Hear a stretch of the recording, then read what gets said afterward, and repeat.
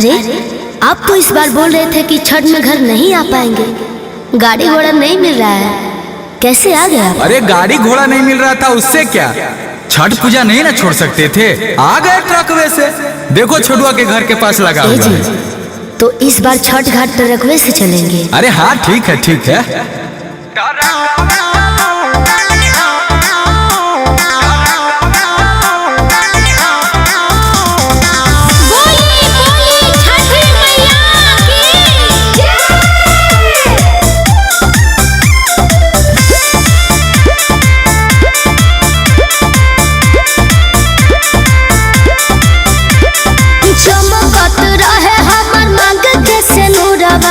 हंसी खुशी रहे परिवार, मंगता तने मंगनमा चमकत रहे हमर मांग के सेनुरवा। हंसी खुशी रहे परिवार, मंगता तने मंगनमा। पियावा चलावेला ट्रक, छठी मैया रखी हदेनमा। पियावा चलावेला ट्रक, छठी मैया रखी हदेनमा।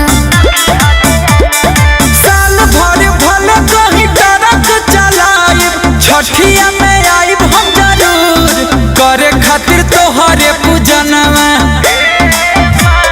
साल भर भले कहीं ट्रक चलाइब, छठिया में आइब हम जरूर, करे खातिर तोहरे पूजनवा। ट्रकवा चलाबा तनी हम, छठी मैया रखी हदेनवा।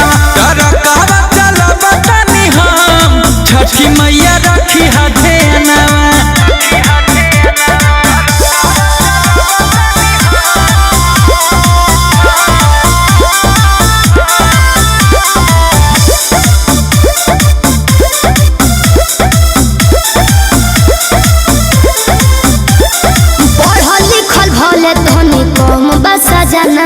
भूल नहीं खेतब एको पूजा के समाना।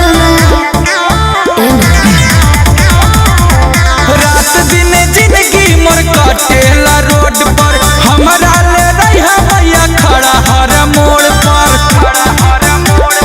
तोहरे आशीर्वाद से हम बननी ड्राइवर, तू ही सहारा मैया मोर, तोरे से दुनिया जहानवा। ट्रकवा चलाबा तनी हम, छठी मैया रखी हदेनवा। ट्रकवा चलाबा तनी हम, छठी मैया रखी हदेनवा।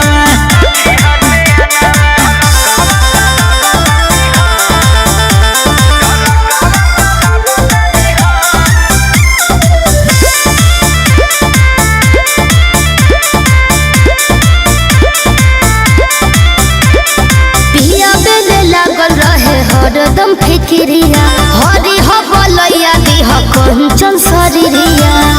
हे मां रक्षा कर।